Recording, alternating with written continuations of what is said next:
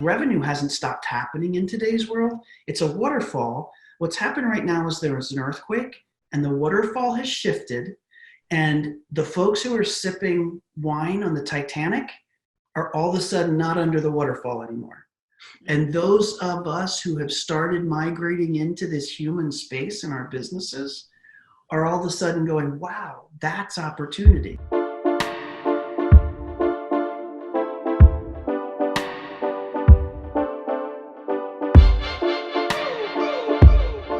Hello, everyone. Welcome to the Success Sessions. My name is Jessie Johnson, and I am really honored to be here today with my new friend, Pam Prior.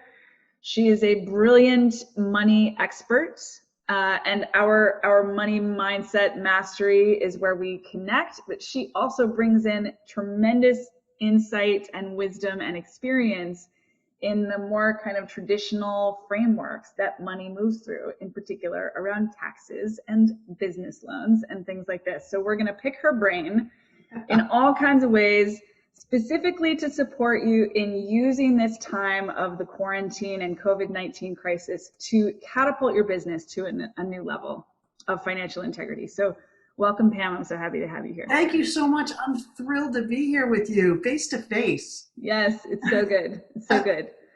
So let's just start with a little bit about you. How did you define success as a child, and how were you wrong? I love that question. So, child, I could go back to little, or I could go to medium little. Certainly as a youngster, we actually lived in Germany. My dad was with DuPont at the time. So my big thing was soccer. I was a little tomboy. So success to me, I have to confess, was winning the soccer game. Definitely our sports records, how our team worked together, the high that came with, doing something with those people and feeling in that community. I didn't recognize that at the time, of course, but when I was involved in that soccer group and community, that was a big deal for us. So I would say success to me, if I thought about it as a kid, was winning. But now in retrospect, I think it was the team. And I didn't think about that till it actually came out of my mouth. That's powerful. What about the team?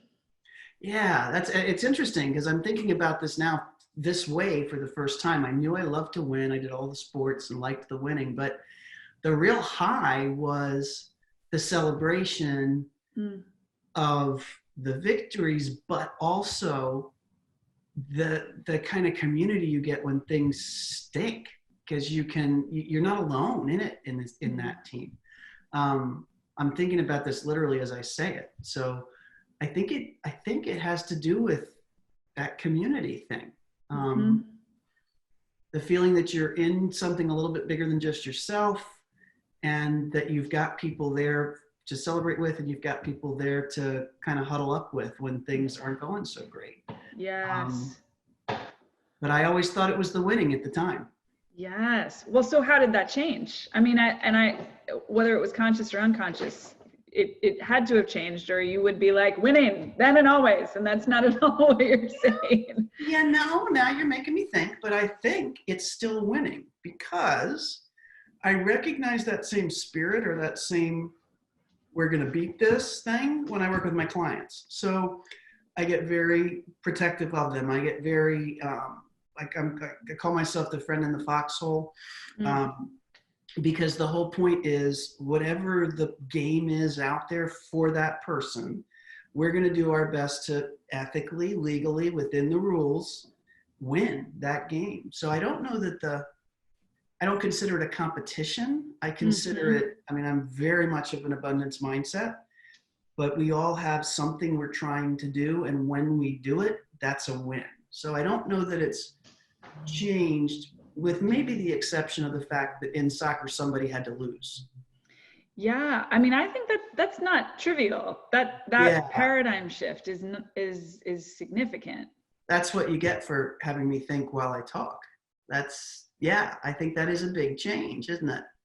So I just want to recap and see if I'm getting it, put some extra neon lights around it, and make sure that this is actually what you're saying. Yeah. When you were young, I think so many of us felt this way also. Success was winning, and you measured your win based on other people losing. Yeah. And underneath that, you were experiencing deep relationships, collaboration, team, and that was part of how you got this sort of fuel to keep you going, so that now the threads of that are still here. You still value winning, you still value team and collaboration, and it's coming from a place of a win-win. Everybody can win.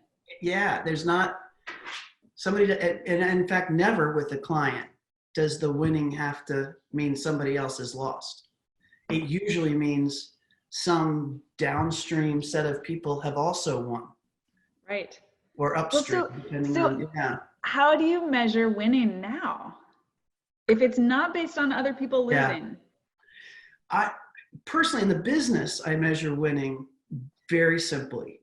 The look of relief on a business owner's face when when the light bulb goes on about the finances, the accounting, our relationship in their business, and how when they connect all those dots that are the technical stuff they need to know, not the making the sausage that the bookkeeper needs to do, but the technical stuff the entrepreneur needs to know in a language they understand, connected to their mindset and connected to their personal goals as well as their business goals. When it's like all the bricks get out of the way and that tunnel opens up, that's a win to me in business. That's happened. That does everything. It helps my business. It helps their business. It helps their client's business. In my personal life, a win, every relationship is a win. Like my daughter getting accepted to graduate school is a win, wow. So yeah, she did that. That's amazing. That feels huge and successful. The fact that my wife and I can live together after 29 years and not kill each other during the COVID virus, that's a win. That's a big win. Now, granted, we're not through it yet, but it does appear to be working. So, yes. So those are the kinds of things that I would call wins today. Certainly being financially successful in my business is something I consider a win.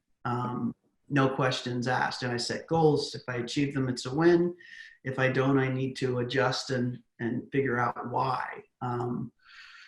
So yeah, and then little things during the day. When the dog doesn't bark because a bike rides by, that's a win. Mm-hmm. So I'm struck by a couple of things, Pam. One is I've asked many people this question, probably 50 at this point. Wow. It's a great question.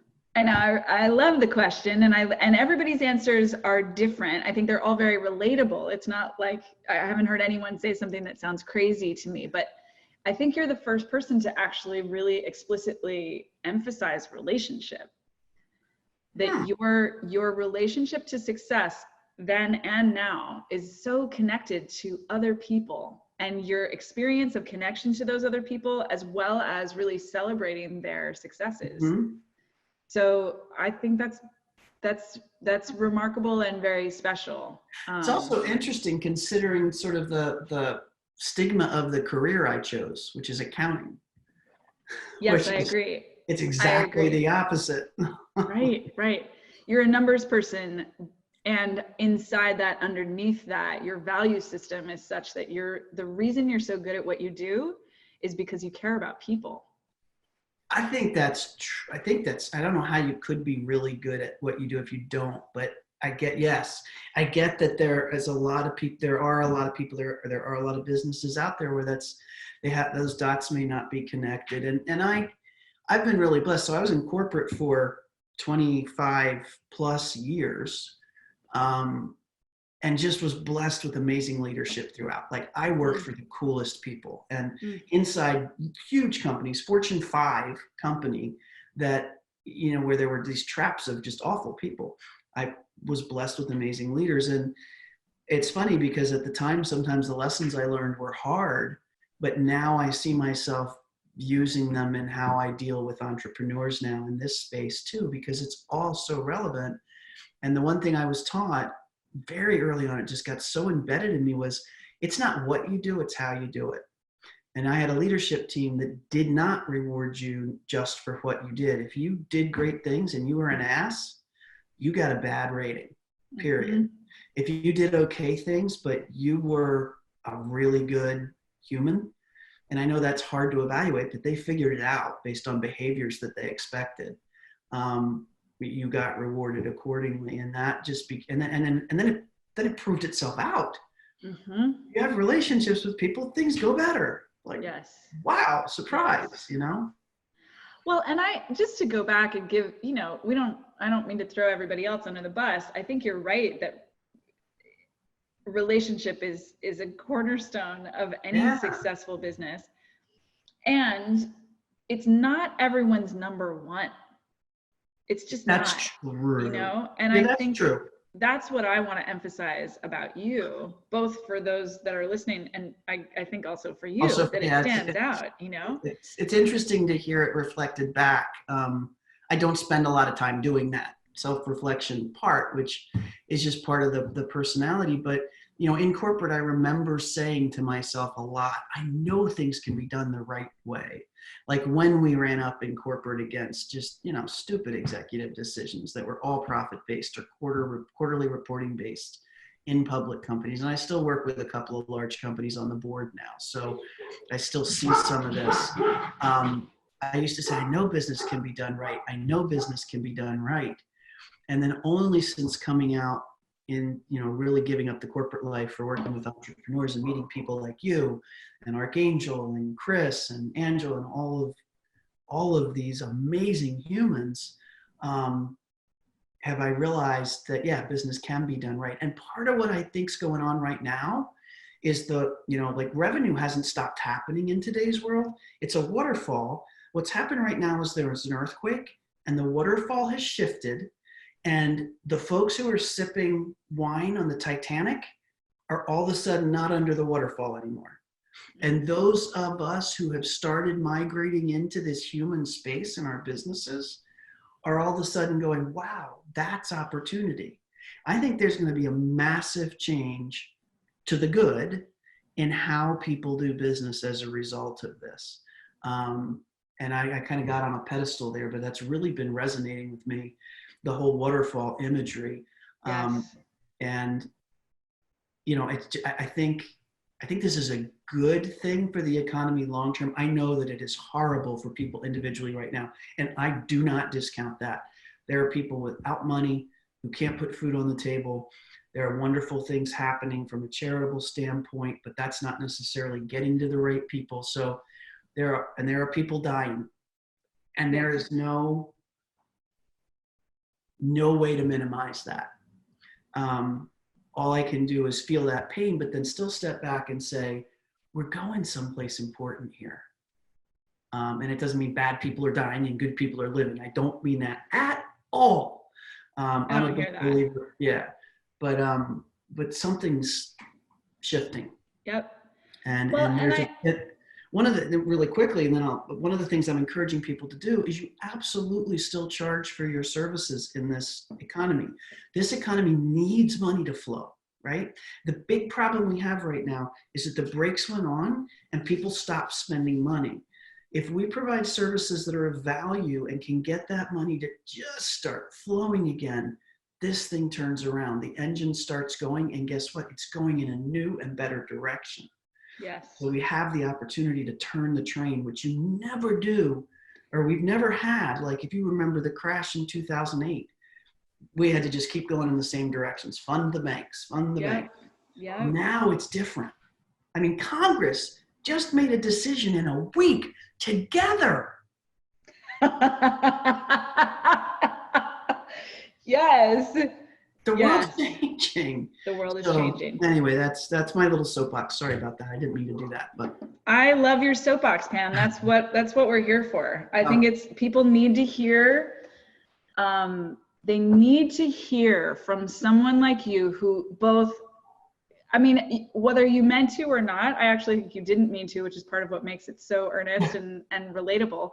You have established yourself just through the answers to my questions as someone that people can trust. Like, your values are in people. So anyone that's listening to this interview knows that, and then therefore they can hear what you're saying about the importance of them prioritizing their business, making money, and celebrating the fact that while this shitstorm is happening, there's tremendous opportunity for us as a globe, as a country, as a community to pivot and actually make things more how we want them. Yes. Yes. People are always dying, but we're not always talking about it. People are always suffering. There's always injustice. There's always inequity. At least so far in my life, that's always been true. Maybe 100%. at some point in the future it won't be, but I think it's powerful that the COVID-19 crisis is highlighting things that have always been true and getting people to talk about it. Instead of yell at each other about it. Or ignore it, right? Most entrepreneurs, we've been booming for the last 4 years or so. Yeah. So like most of us have not been thinking about this. What's gonna happen? I had my own like confrontation with death last week or the week before. It was like, yeah, that could happen at any point. That's like, okay, am I living in alignment with how I really want to spend my time here? Yeah. These are important questions. So I want you to go back to talking about this waterfall image, because I think it's very important. A phrase that someone shared with me yesterday is that she sees, it's my friend Emily Merrill, who I actually have to introduce you guys. Oh, awesome.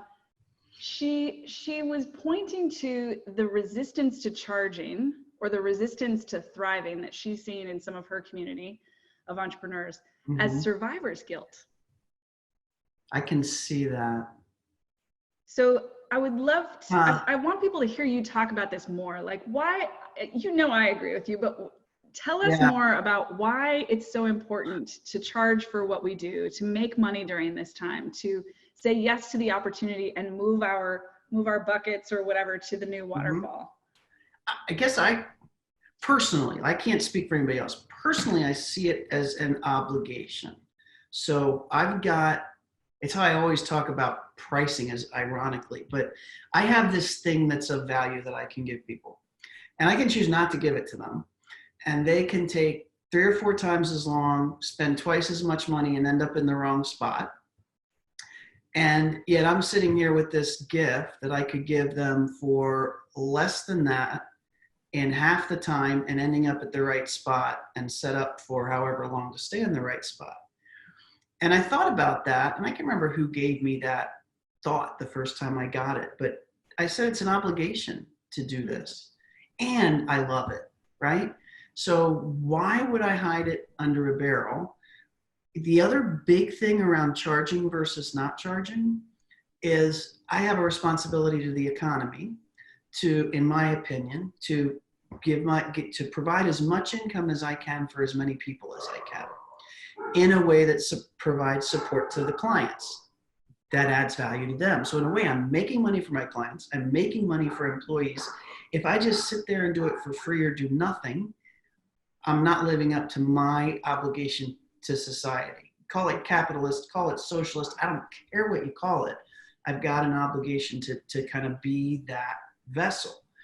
And the biggest, I don't even know how to say this in a way that doesn't sound, I don't know what the word I'm looking for is. I'm really struggling with it a bit, but our job is to do what we were brought here to do, what our talent is.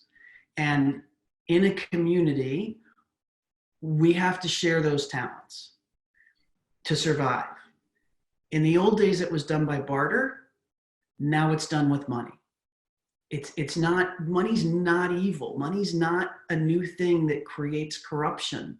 Money's a fair exchange of value. And if you're generating value, you deserve, number one, to have value added back to you. But you also, if you're somebody who can and does do that, you have an obligation to help as many people benefit from that as you can.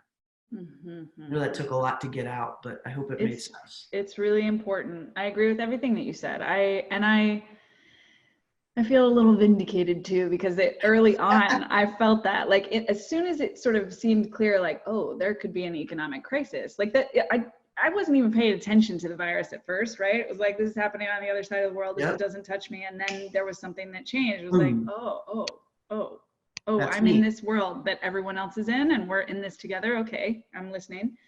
And pretty soon after that, it was like, okay, let's look at this. And I had my own reactivity. I had a moment of that old glitch. I haven't felt that in years, but this old part of me that was like, oh no, like people are losing their jobs. Am I allowed to make money right now? Right. And I had that exact response. It was like, actually, if there's a lot of people losing their jobs, I better make more money right now, because I don't want to fire my team. The more money I make, the more people I can employ. I can give some of those people who are losing jobs new jobs.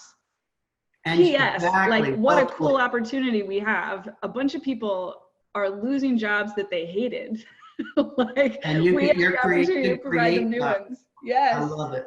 And it's interesting because one of the things that I'm hearing people do that I think is equally as cool is in a community, large community, and this would never have happened in the old business model.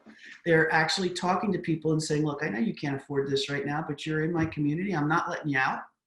If you can't pay, you can't pay. You're staying here with me for a little while. And inside the communities, the people who can pay are paying, the people who can't, and the people who, and truly can't, not the, oh, gee, I'm going to get as much money as I can people. Luckily in our communities now, we've thinned the herd of those people anyway. Yep. Right? That's so cool too.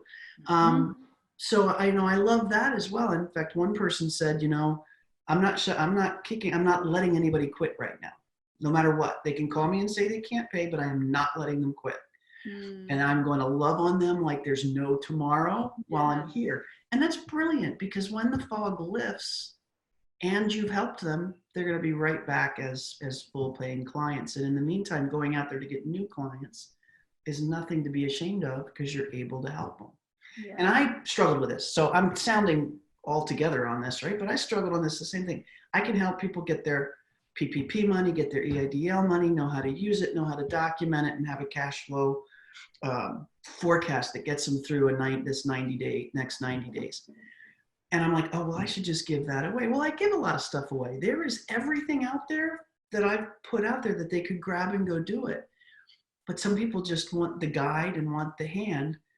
Yep. And I want to be that guide and that hand. And I need to charge for it. It's a valuable service. Yeah. But I did go through that moment of, should I be doing this for free? I think we all have. And it's survivor's guilt. There are people who can't put food on the table right now. And we're now faced with that in a way we haven't been faced with it before, I think. We spoke about this, and I want to emphasize it again, because I think that actually this survivor's guilt, I don't know that that's actually the best phrase, but I think it's the best one that I've heard. Yeah. That's the thing that has stopped, right? I mostly work with spiritual teachers and healers, like people whose their whole attitudes, their whole purpose in life is explicitly about helping other people. And they tend to have come from professions where they are used to not being properly valued. I mean, I consider myself one of those people. I was a high school math teacher in New York City for 12 years. I made more money than a lot of my artist friends, frankly, but I had a steady job for sure. Yeah. But I was making way, way, way less than any other job I could have gotten with my expertise at the time. And I associated that, I think many of us in the service industries subconsciously or consciously associate wealth with sacrificing that integrity of service. Yeah. So, and it's because of this thing, but there's people who can't afford it, or there's people who can't get the service, or there's people who are suffering more than I. Who am I to not suffer along with them? And I think that this conversation that we're having is actually highlighting the most essential conversation for any business owner, right? To the extent that they have any glitch around this because of COVID-19, it's an opportunity to clean that up forever. Yeah. So there's many opportunities in COVID-19 time. This is one of them, to really clean up our mindset and set our businesses up for sustainability long term I love that in the new world. in the new world. I love that. And you Cool. said, yeah, you said earlier, and I really liked it. I'm trying to circle back to the exact wording you used, and I can't remember it, but we're we're we're faced now, I think, like you were a couple of weeks ago or a week ago, with your own death potential, right? Wow, this could take me. And one of the things that I've been focused on for the last year, I thank Emily Fletcher in meditation for this, Mm. is that we're here in a moment. Like every single minute we're living is a moment. And it's our choice how to live in that moment. And my taking that moment to be miserable, paralyzed, and guilty is not going to in any way benefit me, the community, my family, and the world.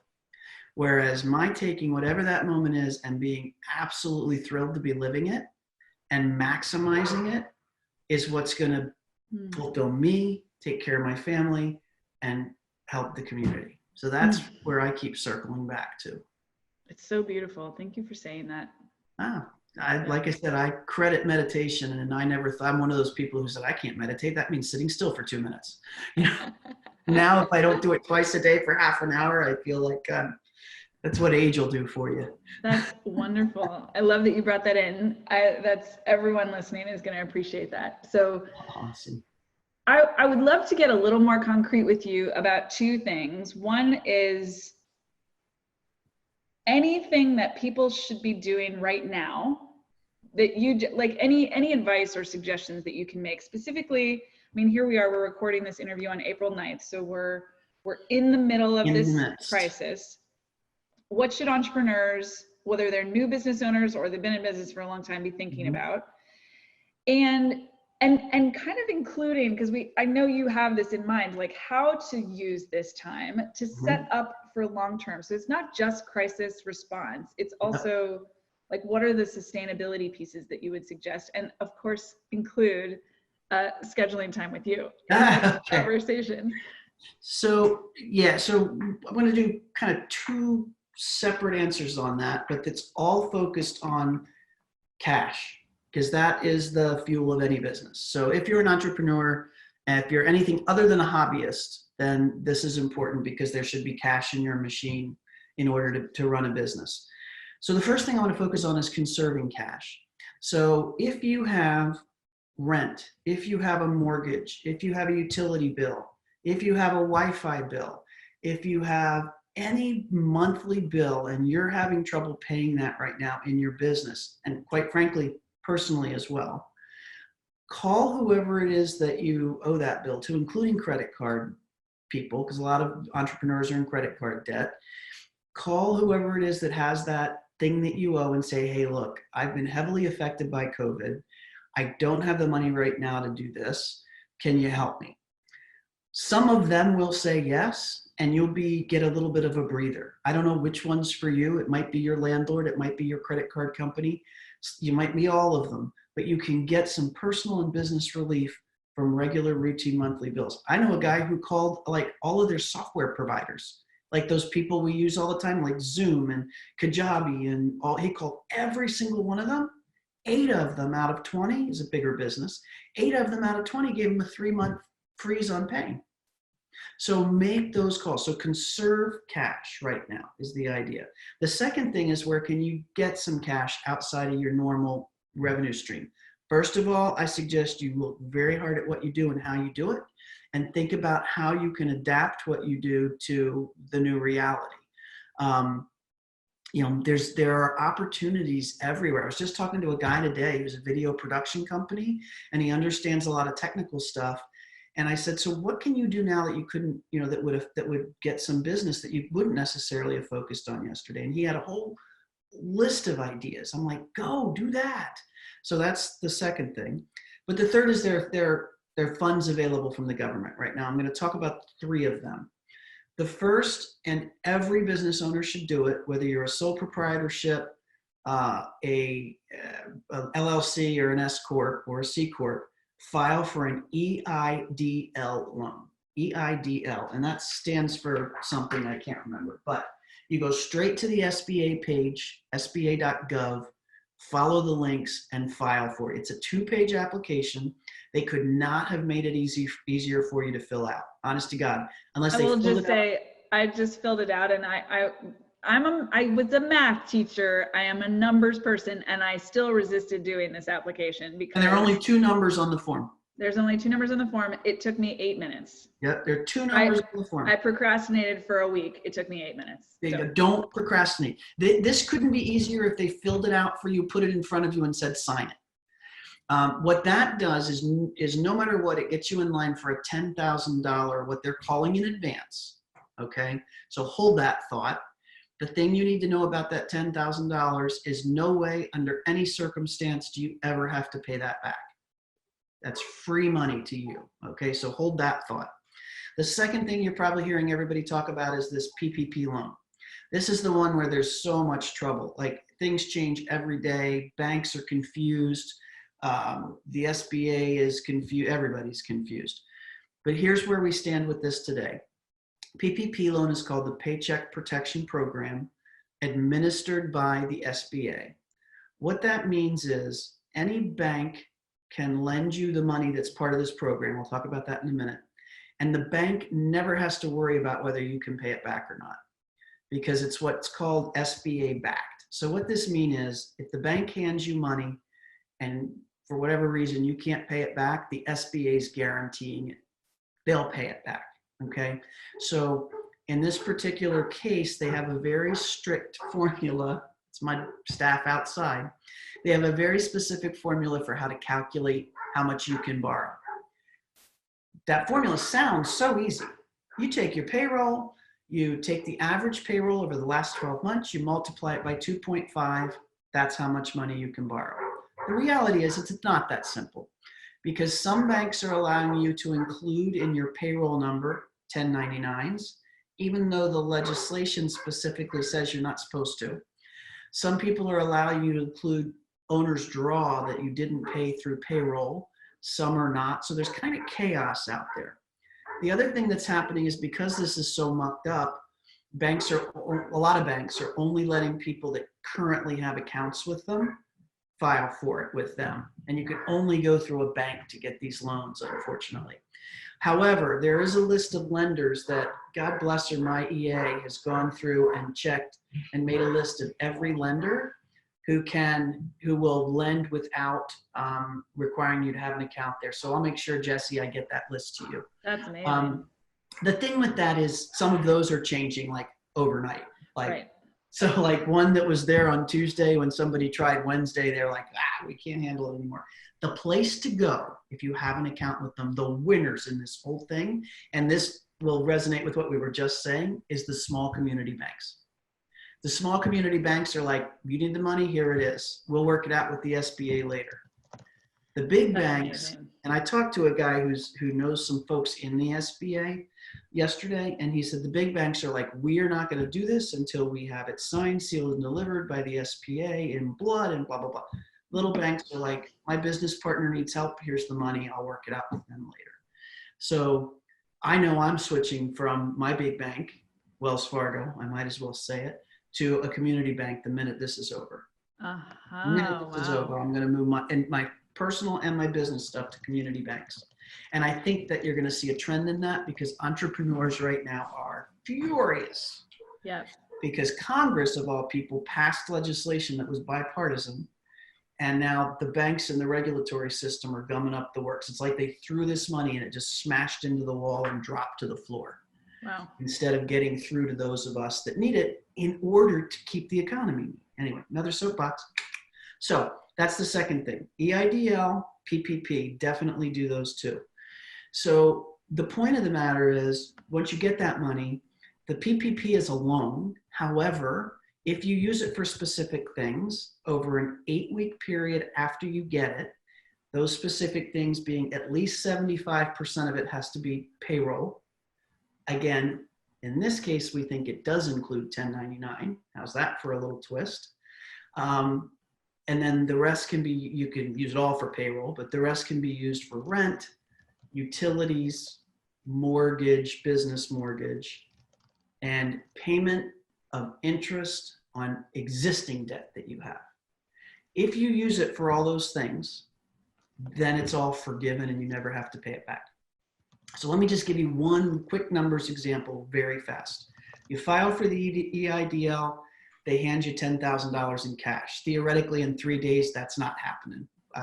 People have filed 6-7 days ago, it's still not there. That's just timing. So you get $10,000 in cash. Your PPP loan, let's say that you had payroll last year was, let's just make it an easy number, $120,000 in payroll last year. That's an average of $10,000 a month. So you're going to get 10,000 times 2.5. You're going to get $25,000 loan. When that PPP loan comes through, they're going to say, hey, you already got a $10,000 advance, so we're only going to give you 15.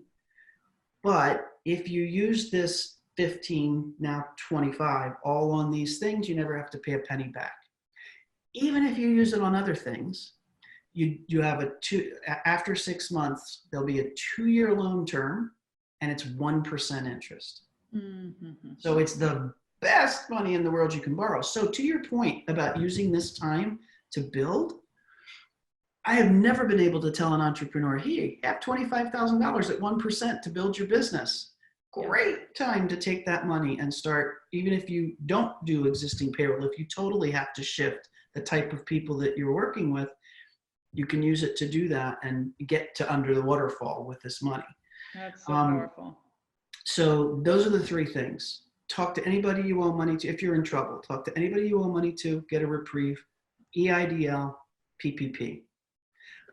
What I am doing with clients right now is literally walking them through 90 days together, hand holding them through this process so that at the end, we've done exactly what you designed. Let's take this 90 days.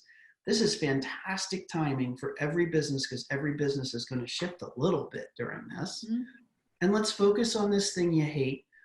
I do it in a really fun way. We keep the garbage away from them. We focus on the things entrepreneurs need to know. My book is called Your First CFO because it's a parable written in entrepreneur English to say, here's the stuff you really need to know. You can read it probably in an hour and a half.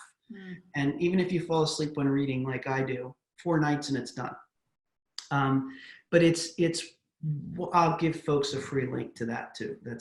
Thank you. I've got a hard copies, but if anybody wants a hard copy, I'm glad to talk to them about it. But and they could find it on Amazon, and I can get you a free electronic link. So it's just the time to do it. It's not a horrible exercise. Like you said, I dreaded it for how many days before you pulled the trigger?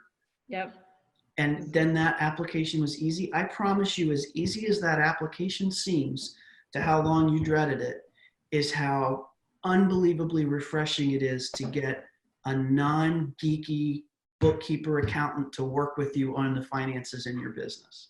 Yes, it's super professionalizing. It's such a relief. Yeah. I think it's one of the things that's so significant, I think, about you is the way that you partner, right? Like you're not trying to take away the personal empowerment that's available and frankly necessary for your clients to hold while they work with you. You work with them as collaborators on a team together. It's so important because we humans at this time, I mean, now really speaking as a math teacher, like most human beings were traumatized in math class, truly traumatized. I'm not using that word lightly. Like we have research now that shows how poorly treated. It's by no conscious intention of any teacher. That's just the nature of the beast. So people come to this work around arithmetic with that trauma, forget actually associating it with money and all the baggage that they have around money, combined with the responsibility of actually having to do something on their own. It can be so overwhelming for people. And so I just want to add to your soapbox call to action that all entrepreneurs find someone, whether it's you, Pam, or someone else, who can help them deal with the financial responsibility that their business is calling forth in them right now.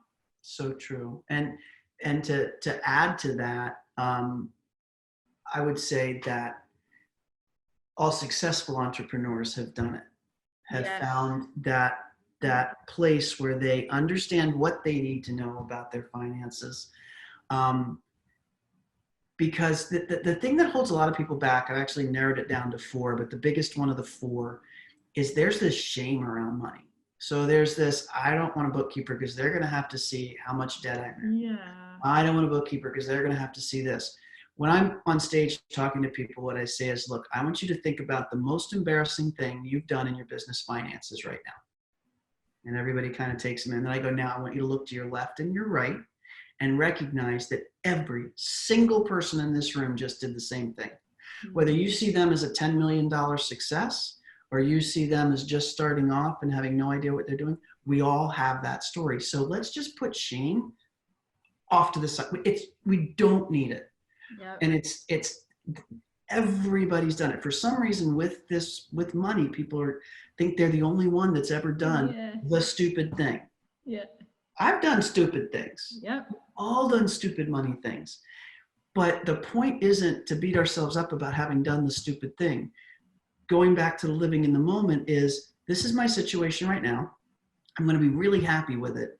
And I'm going to figure out what the situation I want to have is. And we're going to map the plan from here to there. Mm-hmm. And that's what a good finance support person does with you. So how can people find you, Pam? What's the best way for them to connect with you? The best way right now, quite honestly, because we're in the middle of shifting things around to another system, is just email me. Okay. Email me at pam@prioritiesllc.com. Beautiful. And right now I want to work with people in person, one-on-one, as much as I can. So that's the best way to start that conversation. Yeah. Take advantage, my people. Yeah, take advantage. That is short-lived, but I figure right now that's what I'm being called to do. So that's amazing. You're gonna have to create a forwarding email because people are gonna watch this video like 3 years from now and try to email you and get on your personal calendar. God bless you. Pam, thank you so much for your time, your wisdom, your generosity, everything that you're doing. I'm so grateful that you're in the world. I'm so grateful you're in my world. Thank you. That is mutual. Thank you so much for having me. Y'all watching, let us know what questions you have, what celebrations you have. Use the comments to tell us what's going on. And if there's any questions that need our attention, I read every single comment. I will respond. If we need Pam's expert insight, I'll reach out to her. So please communicate with us. We are here to support you. Thank you. Thank you, Pam. Take care. Be well, everyone. Everything you want already.